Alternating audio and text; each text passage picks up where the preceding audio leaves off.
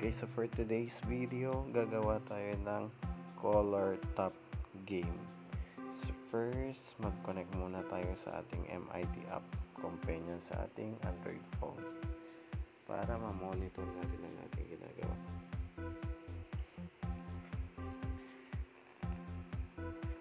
So yun, connected na siya. Then first,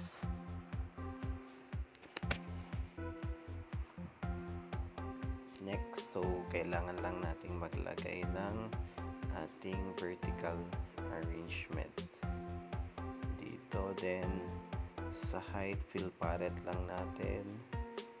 Sa width, fill parent din po. Next, so kailangan nating maglagay ng label dito. And then dapat yung vertical arrangement natin naka-center align. Then yung label natin, palitan natin ng title. So lagay natin top the color of the text. Yun. So siguro lakihan natin, let's make it 50. Then dito pala sa ating font typeface, gagawa ko ng separate video kung paano natin mag-upload ng bagong font style sa ating MIT app. Tap the color of the text. So yun, so bahala na kayo kung gusto nyong palitan yung text color. Siguro let's make it, ano kayang maganda dito, yellow. Pangit. Gawin na lang natin black. So bahala na lang kayong mag-design kung paano nyo siya i-design. So next naman natin gagawin, maglagay ulit tayo ng ating label. So dito lagay tayo ng label. So let's make it 50 again. Then rename natin siya sa score. So bale dito lalabas ang inyong score. Yun. So then palitan natin na saan na ba yun, font style. So game pa rin. So same font style na lang yung natin gagamitin. Score, pero kaya siguro mas maganda kung papalitan natin yung text color ng maganda ito, magenta, para may iba naman yung kulay. Yan po yung score natin. Then rename lang natin tong label to ng score para mamaya pag nag-code block tayo, mas madali nating hahanapin kung nasan yung label na to. So next, after that, maglagay tayo ng vertical arrangement. So dito natin makikita yung text, vertical arrangement. Then same, fill parent lang natin yung height and width. So saan? So maglagay tayo dito dapat naka-center align both para nasa center yung text natin. And after that, maglagay ulit tayo ng label dito. So let's make it 70 siguro. So dito yung ilalagay natin is color. So ito yung magpapalit-palit ng kulay at kulay ng text. Nang magpapalit yung text, mararandomize yung text, and then mararandomize din yung kulay niya mamaya. So palitan natin ng font style doon. So maliit yung 70, let's make it 150. Yun, mas malaki na siya. Then dito sa baba, maglagay tayo ng start button.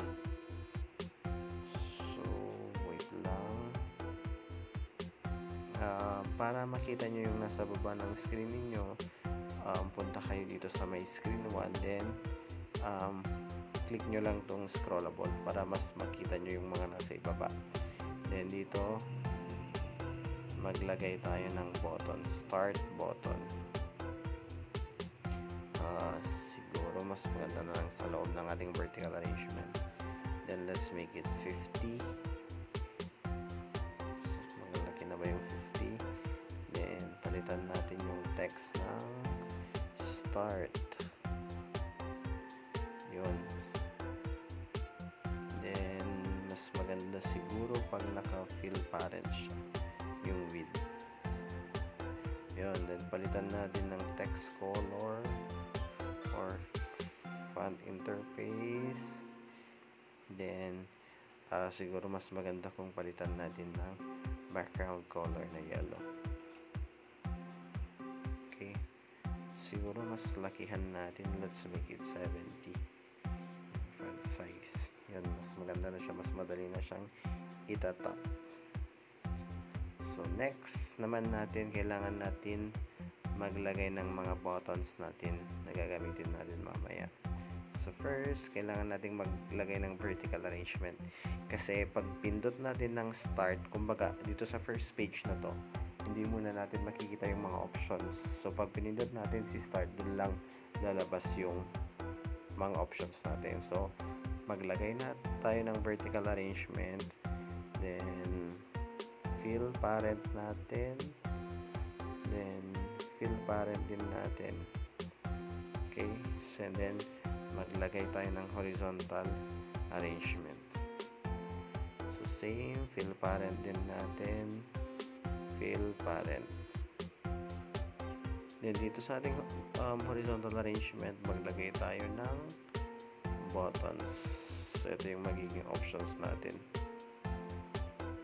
So Ctrl C, Ctrl V.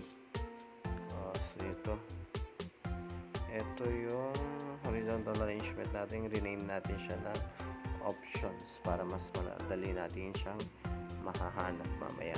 Dito sa button to, so let's make it siguro ito yung width niya is fill parent din natin. Then rename natin siya sa red kasi ito yung magiging color red option natin. Red. Kayo na lang bahala sa design kung ano yung mas trip nyong design. Pero for me, turuan ko na lang kayo kung paano ninyo ito magagawa. So let's make the font size to 70. Oy, na tayo 70. Masyado bang malaki? Ay, tama lang. Then siguro palitan natin ng background color na red, pero siguro mas maganda kung customize natin para mas lighter yung red pagka red nya, para mas hindi masyadong masakit sa mata. Red na siguro yan. Then dito sa part na to, rename natin siya into let's say blue or yellow para hindi magkatabi. Yan. Sige, yellow. Try natin yellow. Then 70 yung font size. Then palitan natin ng gamer.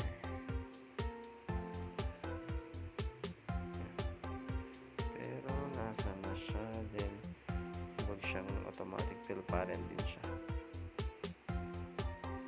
Then palitan natin siya ng yellow. So I hope okay siya, pero masyadong malaki. So let's make it 60 siguro. Mas maganda ng 60 to. Yung tama yung 60. Pero yung red kailangan natin pantayin. So 60 pa rin. Ay 60 rin. Yan yung magiging mukha ng ating mga options. So yellow, let's make it yellow, pero parang hindi naman red yung red kanina. Wait lang, sorry. let's make it red. Then okay naman siguro yung red na ganyan. Then yung yellow, palitan natin ng yellow. Okay, so since meron na tayong horizontal arrangement, copy paste na lang tayo, Control C, Control V, para minsanan na lang. So yun, then ito gawin natin siyang blue. Yun, blue. Then palitan natin yung text ng blue, at saka background color na blue. Siguro masakit na sa mata. Ayan. Then itong yellow, palitan natin siya ng green. So 4 colors lang yung gagawin natin. So at least may example lang tayo. Let's make it green. Oh, parang green na rin yan. Then ang problema, ba't ganun? So options, center, center. Okay, pero masyadong fill parent, siguro automatic na lang to para magtabi sila. Ayan. Then dyan siya lalabas, pero ang problema natin, bakit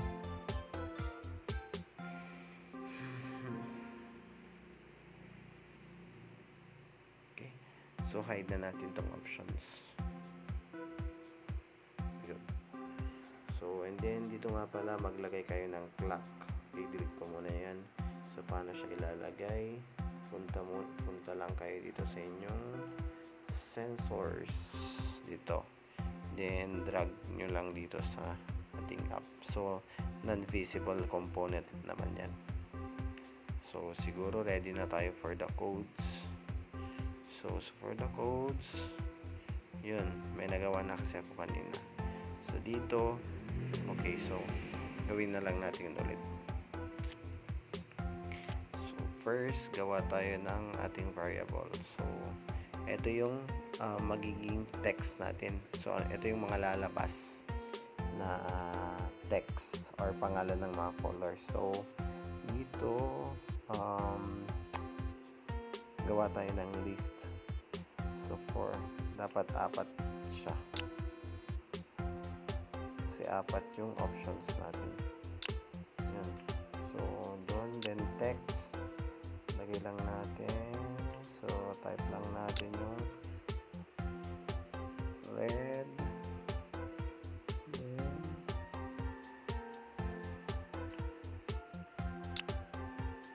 yellow. Next is blue, then green,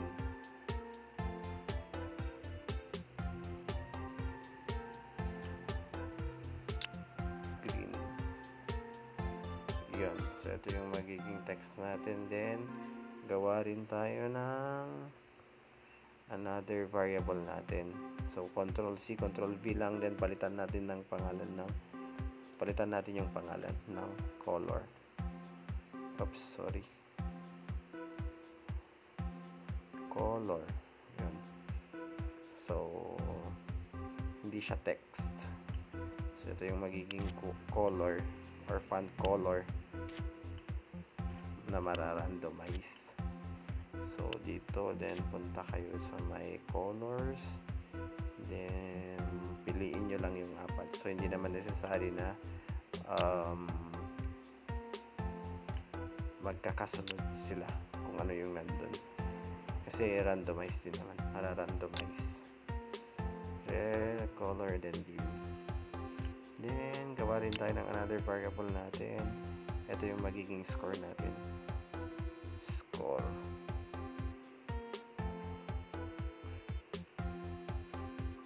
So yun, then ano yung next? So yung global score natin ay equal siya sa 0. So, pag nag-initialize, 0 muna yung score niya. Okay, so ready na siguro tayo. So, yun. Then, pag pinindot natin si start button, ito yata si start. Hindi ko rin nakalimutan kong i-rename si start. Yun nga. Say start. Yun. Kaya dapat mag-rename kayo ng inyong mga components. So, para mas madali nyong hanapin mamaya. So, pag click natin si start, dapat si clock natin, balik tayo kay clock, doon pa lang siya mag-run. So, dapat hindi siya enable dito. Dapat naka-uncheck muna siya. Doon sa blocks natin. So, when start.click, pag click natin si start, doon na magra-run si timer natin. So, enable lang natin. So, hanapin natin to. Set clock 1, timer enable 2. Logic natin. Then, select true. Yun. So, dito, pag click din natin si start, dapat mawawala na si start button. So, set start visible to false. Dito dapat hindi na natin siya makikita. So, dapat false na. Then, makikita na natin si options. Dito na siya lalabas. So, set options visible to true. Dito na lalabas yung mga options natin. So, try natin. Yun. So, yun. Yan. Pero, ba't ganun yung loops? Okay. So, dapat nasa sa bottom sila. Yun. Para mas maganda kung nasa baba. Next natin. So, ano na yung next? So, okay na siya. So, ang idea dito, pag nag-run na yung time, si clock natin. So, pag nag-run na si clock, di ba, pinindot na natin si start. So, mag-run na yung clock.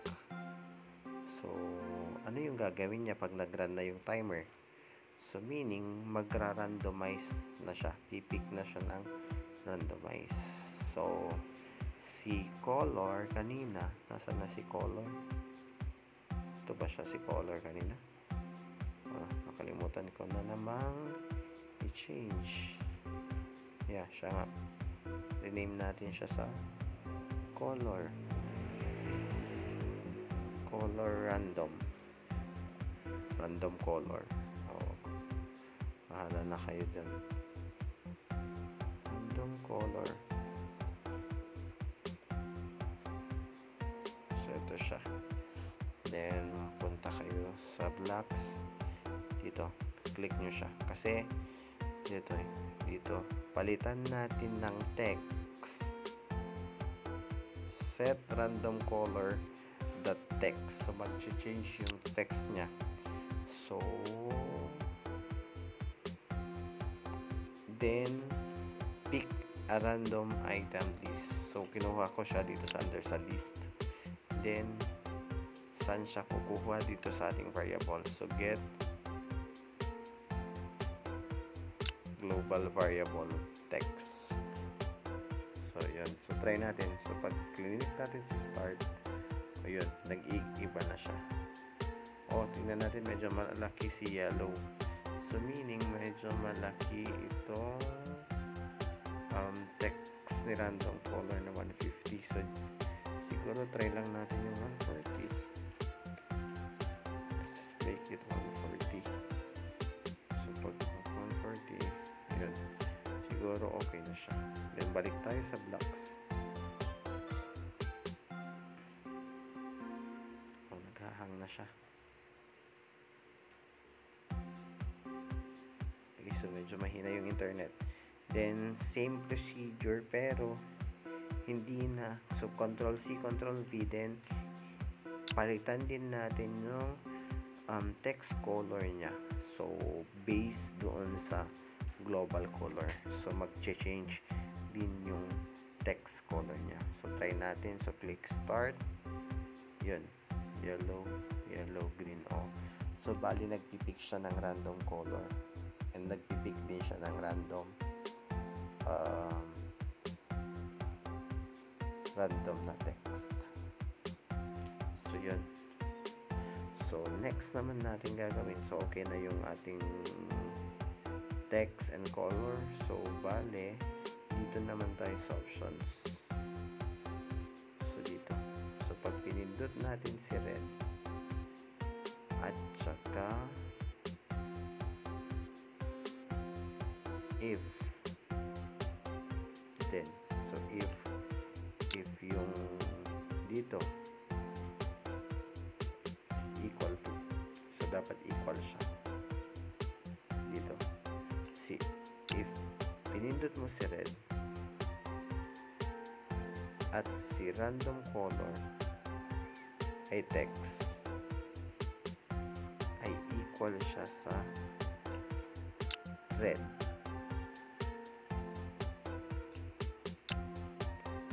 yan, pag red yung napindot natin, then yung global score natin set,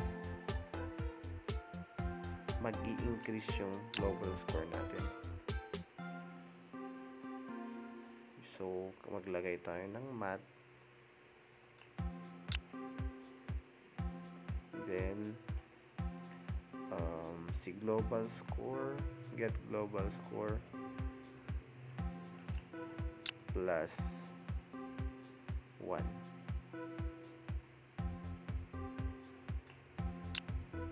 plus 1, else magsusubtract siya, minus na to.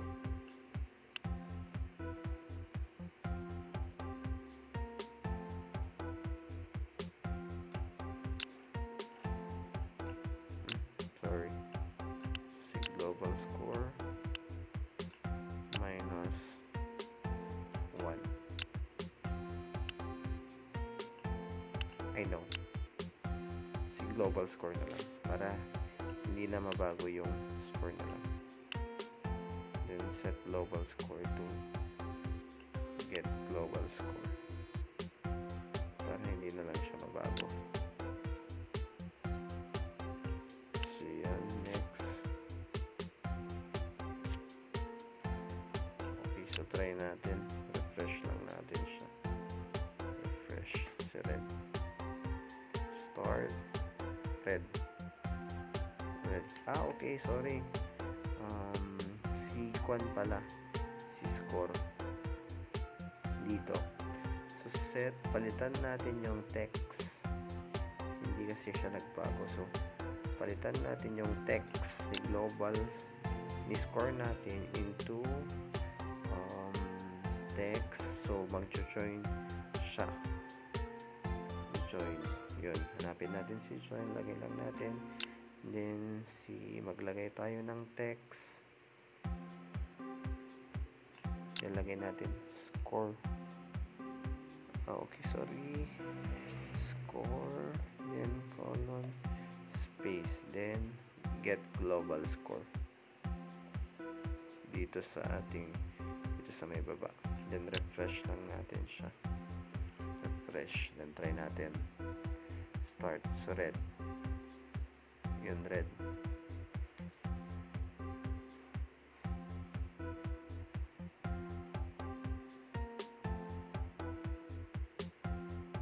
red, yun, nag-4 na siya, 5, yun siya, nag-5. So medyo naglalag lang siya.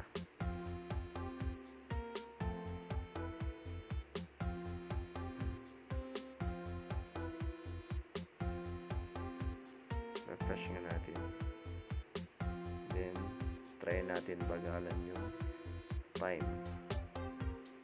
Let's make it 2,000. Yung 1,000 is equivalent to 1 second, so let's just make it 2,000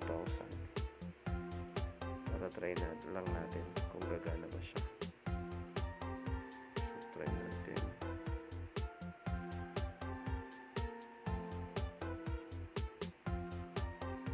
red. So, nag-score siya. Pag blue, ayun.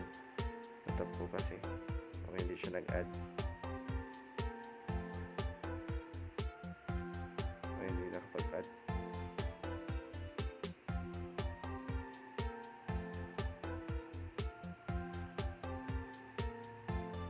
So, try natin.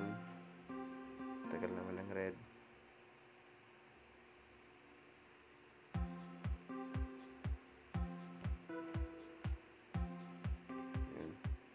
Yun, nag plus 3 na siya.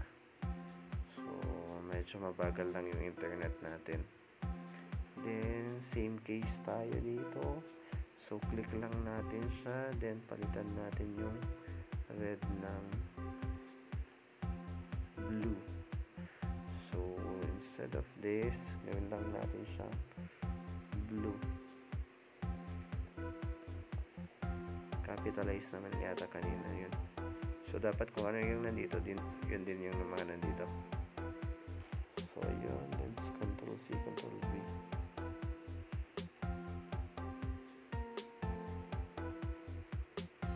Blue, green.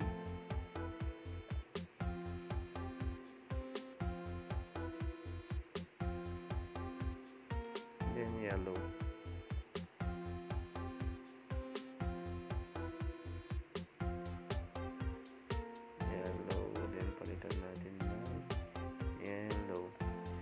Siguro mas maganda kung mag-subtract tayo dito para makikita natin yung effect niya. So, mag-subtract na lang tayo. Get global score. Then, minus 1. Yun. Try lang natin. Palitan natin yung mga else ng okay.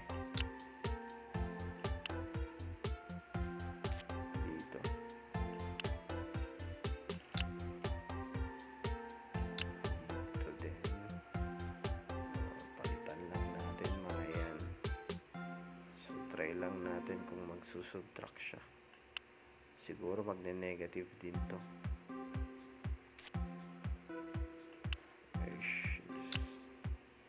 Baka magne-negative to.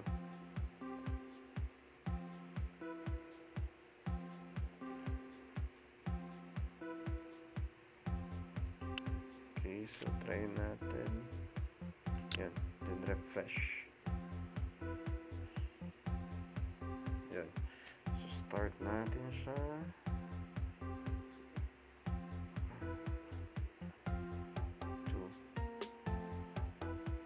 Hindi na siya nag-work. Ayun, nag-work siya pero masyado lang mabagal yung internet.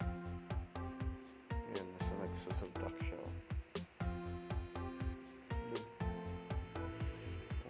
So, medyo mahina lang yung internet ko. Pero it's working. So, pwede rin kayong maglagay ng audio kung tama o mali yung mga ginawa ninyo. So, siguro yan lamang. So, for more videos, just like and subscribe.